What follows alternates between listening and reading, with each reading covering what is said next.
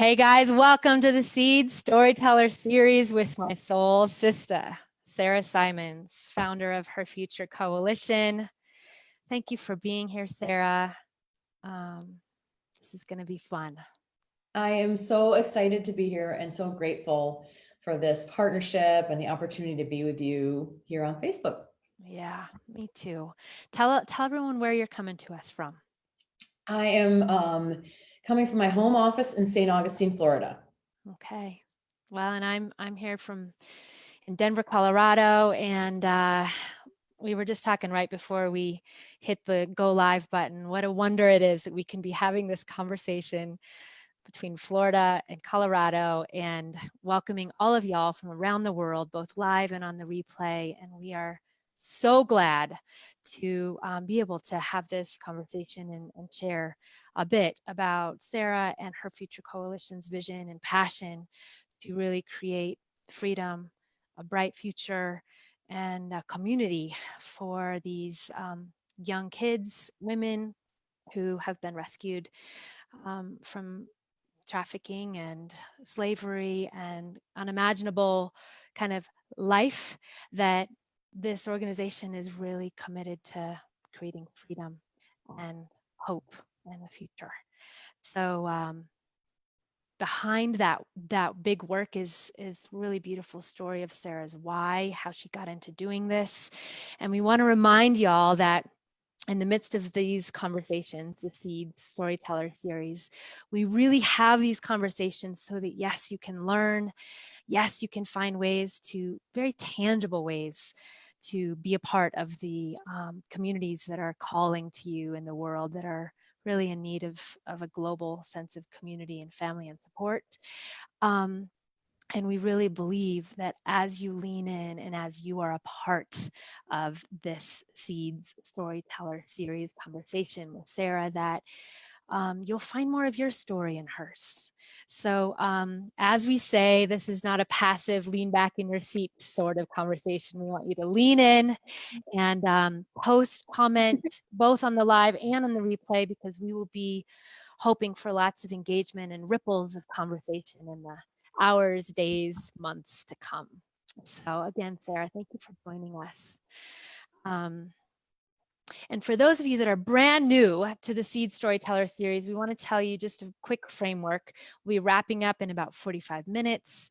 This is meant to be very engaging, so make sure you take a look at the write-up where we have all kinds of websites and links and ways that you can kind of go down the vortex, as I call it, of Her Future Coalition and all the amazing things that they are doing in the world around freedom and a community of people that are really using their gifts to make a difference. So make sure you check it out there.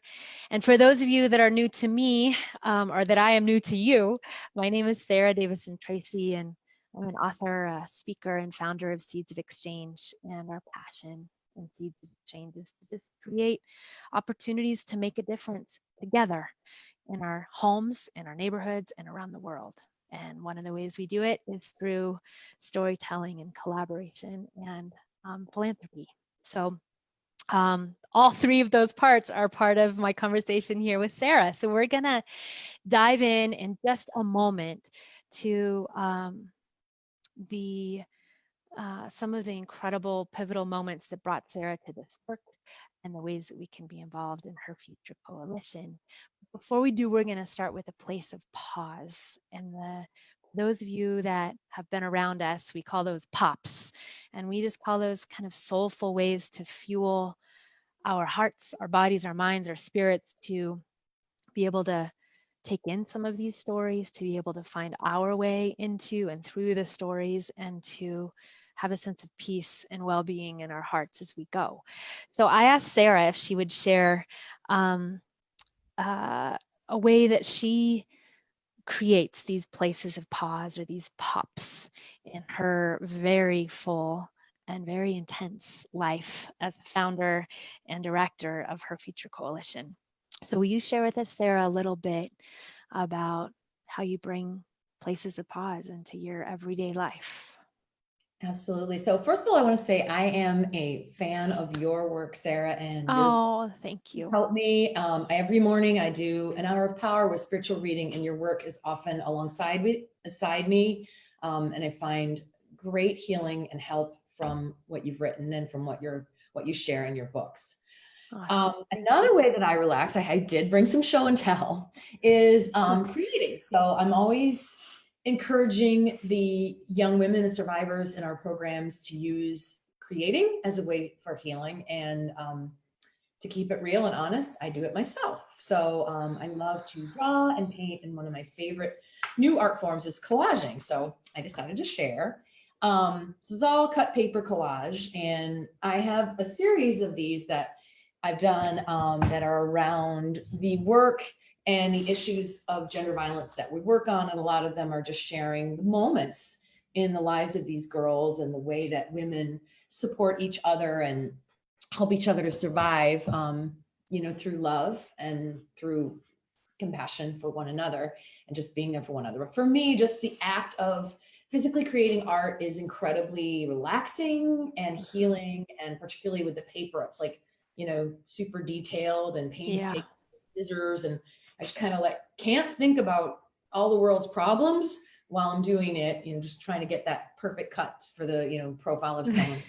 Right. So I highly recommend it. It's been wonderful for me, and any kind of way that you can express yourself creatively, even if you're not, the greatest artist, like, whether it's coloring or sewing or just something that I do feel like there are certain issues you can talk through in therapy or counseling with a friend, but there are other issues that come through your body and they're held in your body. And I often say this to the girls, sexual violence is certainly one of them, but many of the stresses of life also are kind of hard to just talk about. You need to work through them.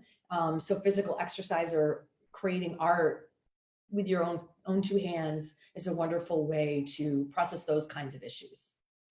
I love that. Thank you for sharing. They're beautiful pieces. I'm going to read a section, an excerpt from my book, Soulfully Ablaze, about belonging, that just came to me as I was preparing for this conversation with Sarah, that has hard things to wrap our hearts, our heads, our arms around. And the invitation around this is to see these, to enter into these stories, sister to brother and sister, like just human to human. So anyway, this section is called Belonging is Compelling. And I invite you to just close your eyes, take a deep breath or two or three, and take a listen. Here and now, consider the part you are destined to play in the world, because you have a vital part. Move beyond your comfort zone. Fall in love more and more with your mighty human family. This connection with people you call your own changes things. It will change you. It will open the door for you to unleash more of who you are. It will fan the flame of your one-of-a-kind purpose on the planet. Perhaps you have been overwhelmed in the past by the plethora of causes or issues that come your way. Maybe in a nonstop flood of needs or in a burdensome message that says you should do more for others. You may have been burned out with your attempts to respond to such issues in the past. This is different. The world's challenges, problems, epidemics, and systems of injustice are not so much about issues, but really about people.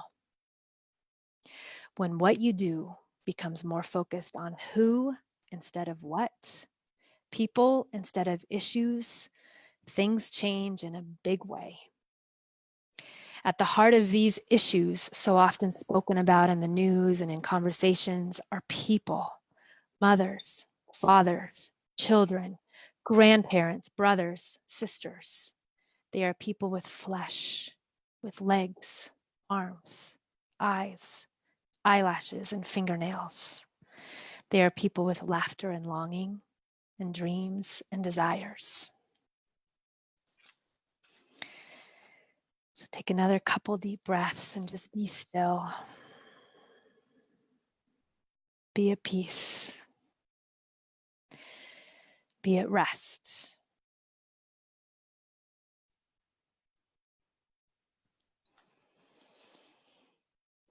Go ahead and open your eyes if they've been closed.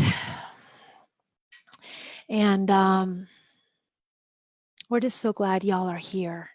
And for those that are just joining us, we just wrapped up a Place of Pause with my soul sister, Sarah Symons, founder of Her Future Coalition. And this is the Seeds Storyteller Series. And we are here to talk about the work that Sarah is leading in the world with Her Future Coalition. And we're just going to dive right into her story. And we invite you, as we do, to look for the things that bring you goosebumps or tears to your eyes or a knot in your stomach, and pay attention to those and comment and reach out to us, and let's see if those are part of a clue to how you might be beckoned to be involved in this incredible work and some of the ways we're collaborating in the next 2 months here. So Sarah, will you share with us a little bit about Her Future Coalition and what it is that y'all are doing? And then right after that, I want to just have you share with people a bit about how you came to be doing this work. But if you can just give people a little context first about what Her Future Coalition is doing and who you're loving and serving. Her Future Coalition is an international organization which our mission is to help women and girls overcome the most severe forms of gender violence and to remain free forever. So our tagline is education, not exploitation. And all of our programs are long-term, love-based programs, which are designed to help people get out of slavery, to get out of child marriage, child labor, any kind of exploitative or violent situation that they might be facing, but also to help that person rebuild their identity and gain the tools to be completely self-sufficient and to remain free. So when I first got involved in this work, it was very, very distressing to me to see that a lot of people were being rescued from human trafficking. And because all the things that were broken that caused them to be trafficked, in their society, in their family, pieces of themselves that they hadn't been able to develop, not being educated, for example. If those issues weren't addressed, people were just getting trafficked again, or they were falling into an abusive marriage or drifting back into an exploitive situation of their own volition because they had absolutely no other option. They had children to support. And for that to happen to someone, not once, but multiple times was unbearable to me. And so all of the programs that we've tried to create and we have created have been about trying to figure out, okay, how do we address those vulnerabilities once and for all and fill in those gaps so that that person can then move forward independently and be safe and keep herself safe and know her own human rights, the laws surrounding women and surrounding human trafficking. And when those things are in place, then they not only remain free themselves, but in so many cases, really in almost every case, they become change makers. And they have become this little army of activists who are going out and preventing trafficking. They're rescuing their sisters. They're pulling their moms out of red light areas. They're getting their niece involved in something. They're, speaking out in their family. And obviously they are creating a completely different landscape for their own children. But it doesn't even just stop there. It's really transforming the families and gradually the communities. And our hope and belief is that it will be a part of transforming the societies. Yeah. And you're doing work in India, Nepal, Thailand, and Cambodia. Is that right? Right. Currently, right now, we're really focusing on India and Nepal. Okay. Over the years, we've done programs in Cambodia and Thailand as well. Okay. So you guys are celebrating an anniversary or birthday. I don't know what we decided to call it this month, right? So tell, how long have you been doing this? Happy birthday to us. Happy birthday to you. This week, we're 15 years old. And I really can't believe it. The time has flown Yeah. by. But I guess you're going to ask me how this all got started. Yes. So take us back 15, maybe a few years prior to 15 years ago, and just paint a picture of um, a moment or two that kind of started directing you down this path. Well, for one thing, I will say that this was not a planned out thing. I had a completely different life and vision, say 17 years ago, and actually had a career going as a songwriter for film and television. And both of my children were very small; they were like toddlers, and so it felt like I had my plate already super full. Right. And wasn't looking for, to start an international anti-trafficking organization. But anyway, one of my songs was placed in a film, and that film was put into the Tribeca Film Festival in New York City. So I was living on Cape Cod at the time. I traveled down to the film festival to see, my film, and there were lots of events around that. It was a big, I thought, breakthrough moment in my career. Yeah. And in fact, it was the end of my musical career, because whilst I was at the film festival, I saw another film, a wonderful, wonderful documentary called The Day My God Died, which was about the trafficking of young girls from Nepal to India. And at that time, there was about 15 girls every single day that were going over that border, trafficked over that border, never, almost all of them never to return. Yeah. Things got a little better in the interim. And then with the earthquakes that ravaged Nepal in 2015 and 2016, unfortunately, the trafficking problem is back and, worse even than ever before. Now they're estimating 20 to 25 girls.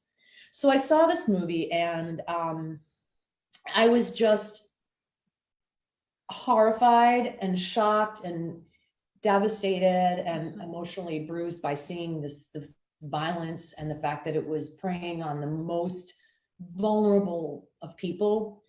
And it was something that I really didn't know about at that time. Even the term human trafficking was not known. I thought, when I talked about it, people thought I meant like traffic accidents or, Right. drug trafficking. It wasn't even a term that was in the vernacular at that point. And certainly myself, I thought it was like an isolated incident that had no idea that, sort of epidemic that it was and is in the world. And there was just so many stories. You obviously believe in storytelling, and this movie really did a beautiful job of showing you the people behind this, and the girls who had endured this, and what happened to them during and after that experience. But what got me absolutely motivated, and what really caused this complete sea change in my own life, was the courage of people around the world, who, some of them, didn't have any kind of background in this, and they were finding a way to get involved, and they were being successful in stopping this, and in helping girls and helping survivors. And some of the people were the survivors themselves, who, having come out of the situation, now had the courage to go back and to be part of rescuing others. Or one young woman who was working at the border every day and stopping the cars and looking for the trafficking in progress. She herself had been trafficked at age 12. She was living with AIDS, and eventually she passed away. But what time she had left, she used to prevent this from happening to anyone else that she possibly could. Wow. And it was her and so many of the other people in this movie that made me think, well, if all those people can find a way to do it, then I can too. Wow. Even though, I am a songwriter for, soap operas, and I live on Cape Cod, I don't really know very much about this or anything about it at that point. I know that, like these others, there is going to be an entryway, and there's going to be a path, and we'll find it, and I'll do what I can. And so that was the beginning of the journey. Wow. Well, and man, that's like, I feel like there should be a spoiler alert or something with folks of saying, the path to making a difference and to really living your callings often is upending, like the path, the trajectory that we're thinking is ours. I can't tell you how many times I talk with people all over the world, and that is the storyline. It's like, rarely what we think it's going to be when we set out. When you went to the film festival, oh my goodness, would you have ever thought you'd be doing what you're doing now? It's amazing. No, I mean, I think the moral of the story is like, don't go to film festivals.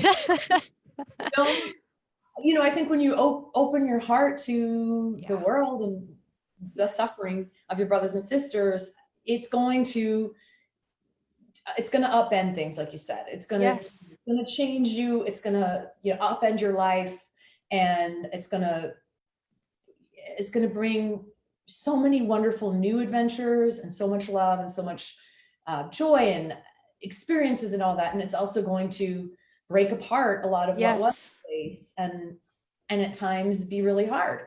But I'm so glad it happened. I'm so grateful that I was given the opportunity to hear that call in that moment of my life, and that over the course of the years have been able to find partners and opportunities to get in there and make an impact. Because right after seeing the film, like I was like, I'm going to devote my life to doing this, but I really had no idea how, or if it was going to work, or if anyone would be interested in working with me, or how that was going to look. And because the film focused on Nepal and India, that is where I started, and indeed where is the focus of our work today. According to the latest UN report, they are estimating there are about 40 million people in the world that are living in slavery, and 10 to 18 million of them are in India alone. So India and Nepal and the countries around there are really an epicenter of this crisis. And that is why we started our work there, and why it has continued to be a really fruitful place to work, and where we can really see an impact, because there is so much of it going on, and not just human trafficking, but like I say, when we started, that was what the movie was about, and that's what I thought the focus of the organization would be. But as we got deeper into it, we saw that you can't actually separate it from the related issues around it. No. Child marriage, which is considered and counted as a form of human trafficking. At the time it wasn't, but now it is.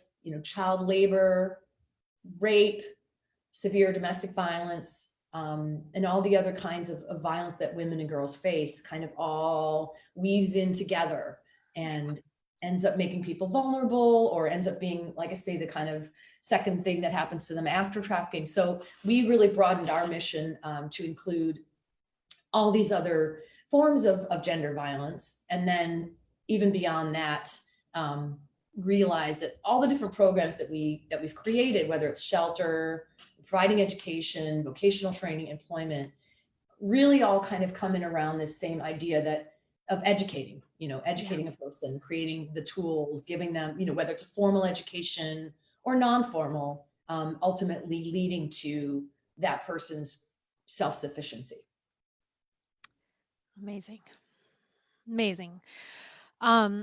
So in a minute here, we're going to talk about some of the specific, very tangible ways that folks can be involved in what you guys are up to, which is such good news, because otherwise it's too hard to take in the stories if you think like, what can I ever do about that? You guys are so masterful about how to, people are invited in so many ways to be a part of your beautiful organization. But before we do that, I want to play a clip of a video that you guys put out that I just love. The link to the whole video is also in the write-up, and I so urge y'all to watch the whole thing. 7 minutes. We're just going to watch about 1.5 minutes of it. So give me this here.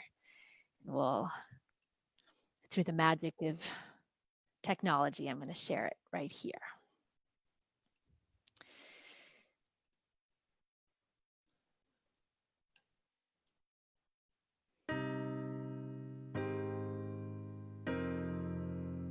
Trafficking in India and throughout the world has its roots in economic disempowerment, and certainly when we're talking about sex trafficking, it has its roots in the low status of women.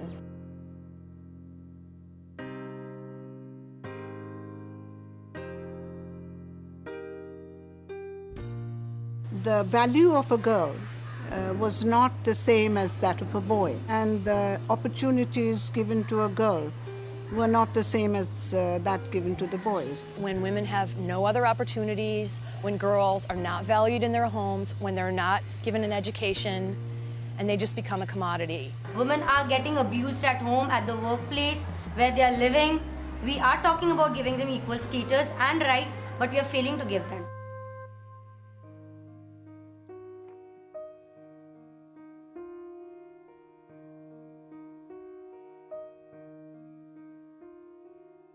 When I found out that there were just millions and millions of men and women and children who were living in slavery, and that so many of them were young girls, just the most vulnerable people who'd already been so marginalized and so poor, and it made them vulnerable, and they were being sold at such a young age into brothels and suffering unimaginable torture and abuse and dehumanization. And that even after all that, getting rescued, many of them were being rejected by their families, blamed for what was done to them, outcast from society, and were just destined to really keep repeating the cycle of exploitation because of those issues. I was absolutely compelled to do something about it.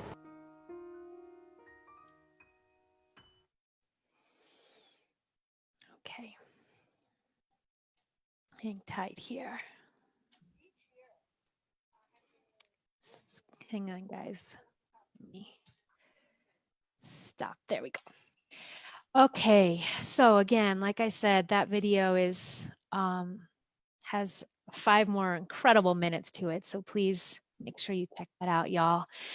But Sarah, will you, before we get into the tangible things that we're collaborating on in the next month and 2 months, will you share of all of the I love how you said the army of activists that is rising here among these mostly young women and children and men. What's one that pops into your mind of a story that's one of your most favorite that you've been able to see the hope, healing, restoration, freedom happen? Well, one girl who's really inspired me is Grace. And I met Grace in 2009, just a week after she had been rescued with a group of 22 young girls from the Tamang region of Nepal. It's a tribal region with a massive trafficking problem where trafficking has become so normalized in this very poor and already marginalized community. So you have literally 90 to 95% of girls that are either trafficked or forced into a child marriage to keep them from being trafficked. Yep. In this community. Her father was the village school teacher and was definitely, you know, one of the, a shining light in the community, but he passed away.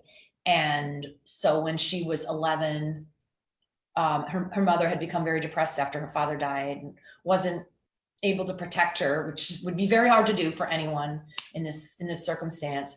And so she was trafficked to Calcutta. And she was rescued, but she wasn't given the proper tools and was then re-trafficked. And I met her when she was about 15, when she had just been rescued, and she and these other girls were, you know, as you can imagine, in such a state of trauma and fear. But I was working at that shelter home for a while and was able to develop a really nice rapport with her. But then she and some of the other girls were repatriated to Nepal.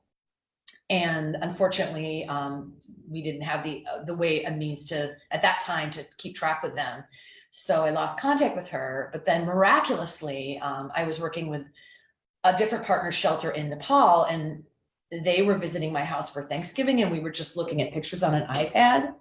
And the director of that home was just scrolling through, and he was like, "Oh, and that's Anjali." And I was like, "Wait, stop. Sorry, that's Grace," using a different name. And I said, "Stop, wait, that's Grace."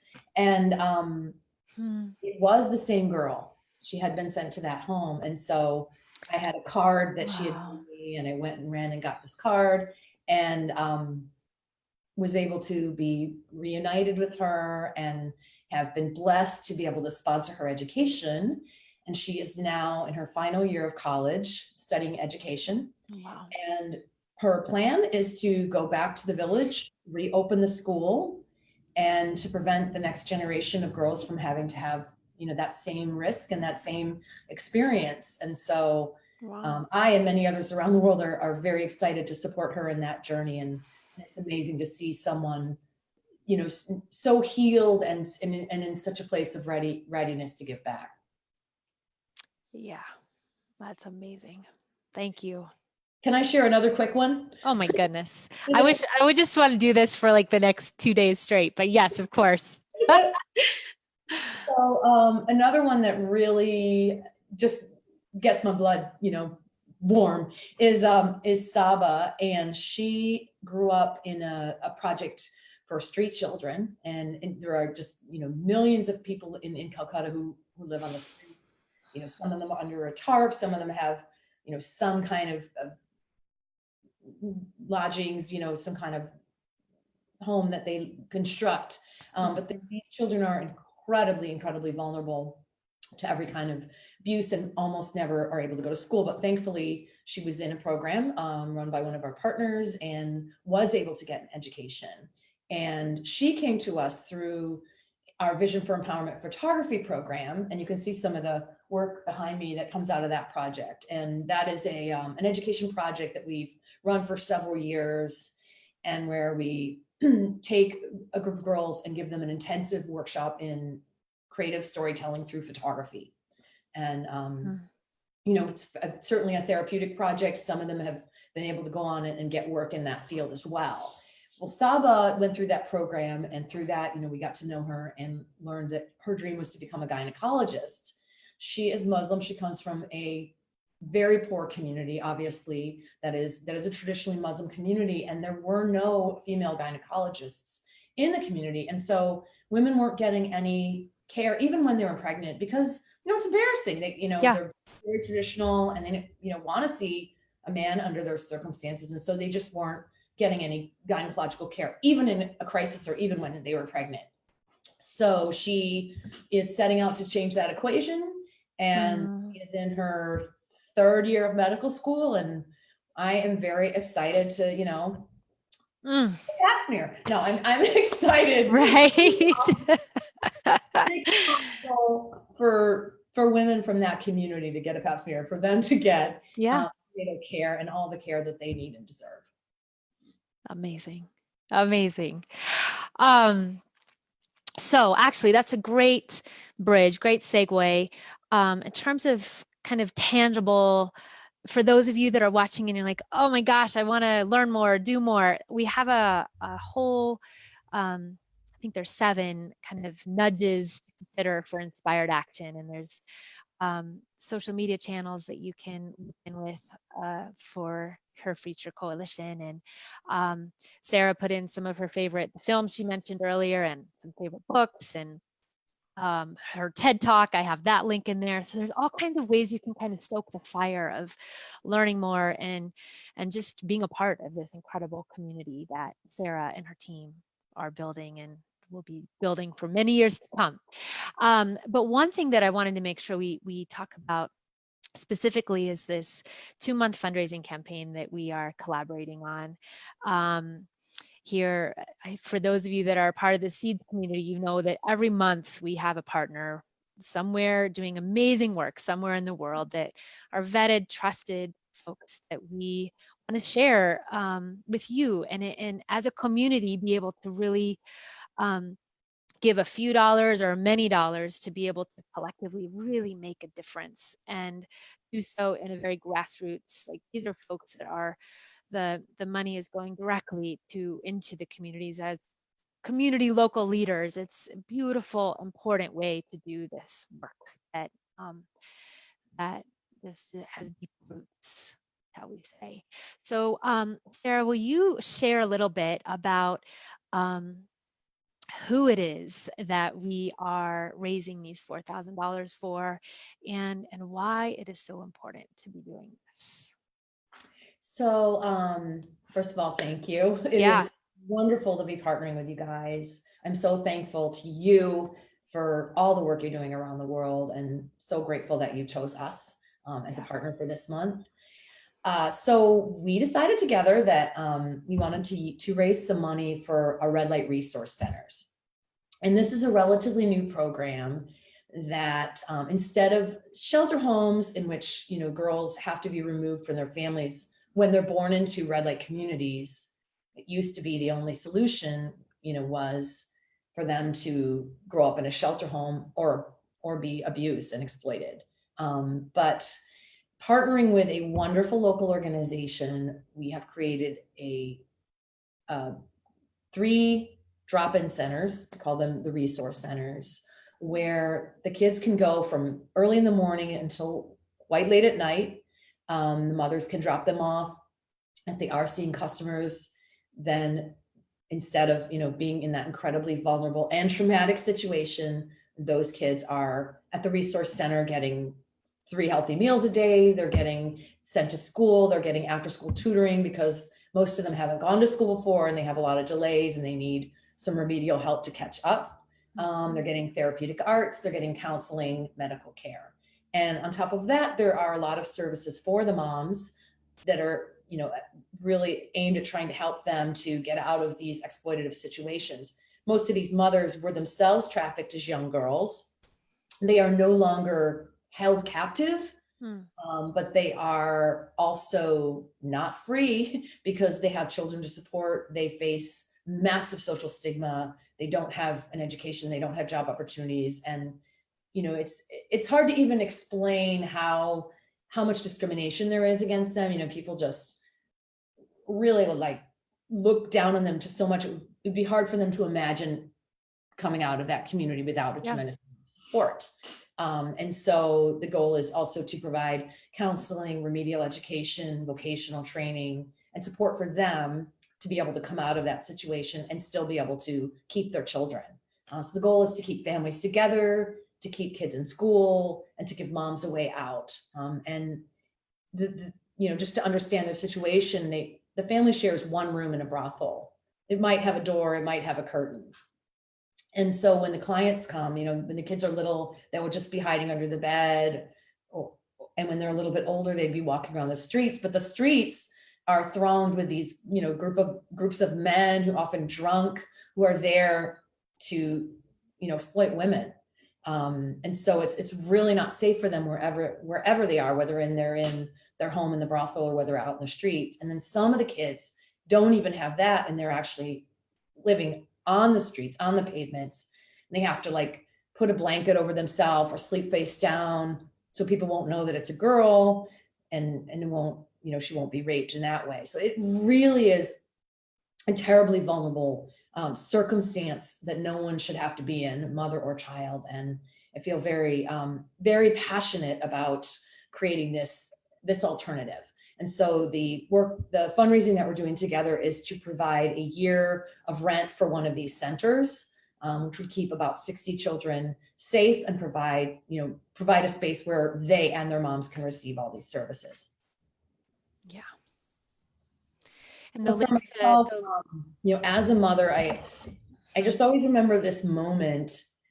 You've been out and about all day, kids have been to school, or you're doing all your errands, and you come in the door of your house and there's just this moment of you know what I mean, Sarah? Just wonderful moment of relief. You're home, you get your PJs on, you put your favorite TV shows on, whatever, and you're safe. And it's just that feeling of relief that we all can relate to, right? We've all experienced that. And I remember, when the kids were little, that just being home, that was where they recharged, was where I recharged as a mother. And so the idea that there's nowhere to breathe. There's nowhere to just go, it's home's not safe. Streets aren't safe. School's really not safe for a lot of these kids either, because there's, picked on and they don't have any way to succeed there. They need a lot of support. And so the resource center is a place, and you feel it when you walk in the door. You walk in the door and we're all safe. And we're all in community when we're there, whether we're coming from America or, the staff that comes from Calcutta or the kids coming right from the streets.